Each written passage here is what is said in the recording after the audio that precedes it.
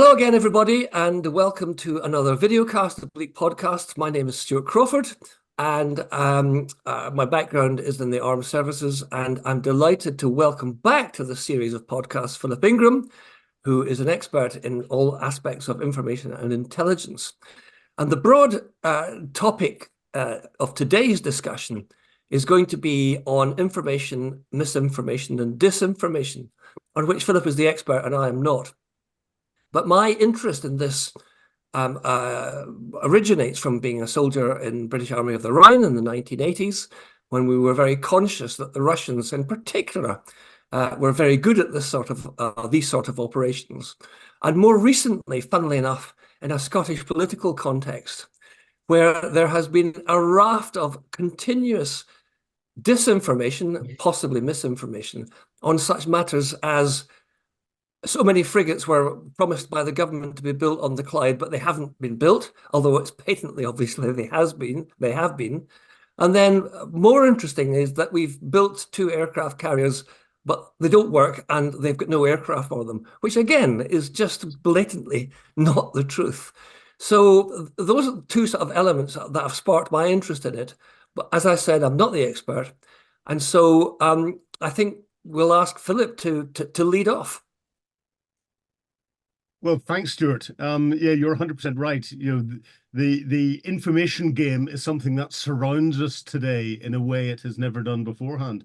And you've quoted a couple of good examples in Scotland. We've got 60 elections around the world this year, and disinformation and misinformation, I'm afraid, will form a key part of how influence operations go on to try and convince people to vote for one side or the other side. And some of those influence operations are coming from those in countries that have got nothing to do with where the elections are happening. They're trying to influence things from a geopolitical perspective. So as you said, there's misinformation, disinformation, propaganda, deception, fake news, and lots of different words that are out there. And what do they mean? Well, it's really quite simple. Misinformation is information that is incorrect, but you pass it around not knowing it's incorrect. So if someone tells you something, you think, oh, crikey, that sounds shocking. I need to retweet that, repost that, tell my friends about it, and you push it out there and you don't realize that it's incorrect information. So you've accidentally pushed something that is wrong around. This is where the difference is between misinformation and disinformation. Disinformation is information that is incorrect, but you know it is incorrect, and you're deliberately putting it out to try and mislead, to try and have an effect. Now, I'd ask the audience out there, do our politicians fill the sound waves with sound bites that are deliberately disinformation? Are they trying to mislead all of the time whenever they say things? It's a rhetorical question, but I think it's something that we do suffer from in our democracies today. Propaganda is disinformation, but usually controlled at governmental or military level for a political or a military effect, usually in conflict. Deception is an activity. It tends to be a military or a geopolitical activity that uses disinformation and hopes that lots of people will push it out through misinformation. Again, it tends to be something that is part of a formal plan of doing things. And fake news is Donald Trump's catch-all for trying to describe all of that in a modern era. And that modern era is something that's interesting because we think of this as something that's new. It's not. I go back to one of my favorite books, which is The Art of War by Sun Tzu, that great Chinese general and philosopher from the 6th century. And paraphrasing one of the bits in there, he says, all warfare is deception, all deception is warfare. We've had disinformation since then. It's something that we in the West used to be good at. I go to Operation Fortitude during the Second World War, when there were a series of complex propaganda, deception, and disinformation operations run to convince Hitler that we were going to attack Europe through Greece and not through the Tour of Italy, and through the Pas de Calais and not through Normandy. And those included creating fake army, with fake tanks, you blow up tanks on wooden aircraft with fake radio transmissions. Omar Bradley was the real commander for it. But there was a fascinating operation called Operation Mincemeat, where a body was put out off the coast of Spain with most secret plans for the invasion of Southern Europe, knowing full well that it would wash ashore at a certain place, and that those plans would end up on Hitler's desk. And they did, and Hitler believed them. So it's something we were good at. It's something that we seem to have forgotten and become victims of. Now look at two of the current areas of conflict in the world, namely Ukraine, and again, then look at perhaps Gaza, and try and identify where instances of information, misinformation, disinformation, propaganda, fake news, and deception have been used. And I'd be quite interested in maybe one or two examples if you are able to provide them. Um, Disinformation is an active part of all of the operations that are going on, and they're integrated into it at every level. And I said I wasn't going to use the word maskirovka, but you know, I will in this case, because it's part of Russia's doctrine, which is masking, which is trying to throw people off the scent. It doesn't mean telling a complete lie. The Russians do that, and you know that's varanya, which is to lie in Russian. But they have that almost as a bit of a policy. It's just to throw doubt as to what's happened, so that the target audience is kept uncertain, and therefore you can exploit that uncertainty for your own ends. So the disinformation campaign that's been pushed back into the Russian people is the fact that Russia has been threatened by NATO. There was an imminent NATO threat of a NATO attack against Russia, and therefore Russia was duty bound to protect Russians by invading Ukraine and stopping Ukraine becoming a safe space for NATO to build up and mount those attacks from. That was very much aimed at the Russian domestic audience, and if you listen to the wording of it, it ties in with the very strong nationalistic, emotional stance that the Russians love to take. You know, if it wasn't for that emotional stance, then you have to question why Vladimir Putin ever got re-elected as president, because the economy was tanking, unemployment's going through the roof, cost of living's going through the roof, but he managed to secure a bigger percentage of the vote, if it was legitimate, which we have to question, by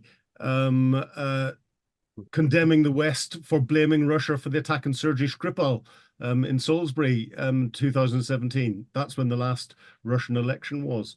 So we're seeing just about every post that comes out from Russia on Russian television aimed at providing a disinformation narrative to the Russian people to justify why Russia is continuing its activities. And we then see the same when it comes to international activities to try and split things. So if we look at the Nord Stream pipeline explosion, the gas pipeline that was blown up in the Baltic Sea, one of the first statements that came out was that the Royal Navy were behind it. Now, if you look at a number of the statements that have come out from the Russians have been very good at trying to turn around and blame the UK on every occasion. Just after that, the Nord Stream pipeline came out, the Russians put out yet another nuclear rhetoric threat through Peskov, their spokesman, and when asked and quizzed on it, he turned around and said, yes, well, you have to recognize that it is the threats from the UK Foreign Secretary that have made us get to a position where we have to be prepared to do what is necessary. He was sending a message out to the wider European Union, trying to blame the UK for deteriorating relations between Russia and the EU and everything else in the early days of the reinvasion of Ukraine, because I think he believed that with Brexit, the UK was in a vulnerable position with the EU, and that would rally the EU behind an anti-UK response. He hadn't realised that the international community rose well above that, and they misjudged it completely. And this is where, when you use information, if you think of things from your perspective and not the other side's perspective, it's very easy to misjudge things. Disinformation, again, in the Israel-Gaza war, we saw in the early days of the war that there was an explosion outside one of the hospitals in northern Gaza. And within minutes, Hamas put up a statement on Twitter X, turning around and saying, Israeli airstrike attacks hospital, hundreds dead. That was immediately reposted by BBC, Sky, and most other international television channels without anyone sitting looking at it. If you looked at the picture, it was quite obvious something had fallen, and therefore it was probably more likely a munition failure, and that probably had been fired from within Gaza, and therefore it was highly unlikely it would have been an Israeli strike. And in the early days, Israel was not in a position where it was striking hospitals in that sort of way. But by that stage, the headlines were out: Israel airstrike attacks hospital. And we saw that fly in a viral way across every social media channel that there was. And it was only days later, whenever you got some of the mainstream channels get their verified departments to go through it, and they come back cap in hand going, oh, well, we can't confirm one way or the other which it was. It was blindingly obvious. And you, Stuart, know as a military commander, if there is an accident somewhere where something goes wrong, or you accidentally target something, even if you're in the headquarters that has launched the attack, it can take you hours to get to the bottom of the truth and find out what's going on by the time you gather all the bits of information. So there's no way would Hamas know within less than 2 minutes that it was an Israeli airstrike and everything else. So they deliberately put that out to try and skew the picture, and they were very successful. And they're doing that across the board. I have seen television pictures of casualties and supposed bomb sites and rocket sites and all the rest of that are so obviously staged. It's really quite amateurish, but they've been put out as gospel on our mainstream news. And this is where our mainstream news has to realize that its headlines influence probably more than they inform. And the headline is what many people focus on and don't actually sit and read or listen to the story. And this is where I think we're losing the information game in both conflicts from a Western perspective, and that's a shame. There are sort of nuances of the recent troubles in Northern Ireland, when the British Army took ages to get the truth out, but the other side were very quick to claim the circumstances in which various events happened.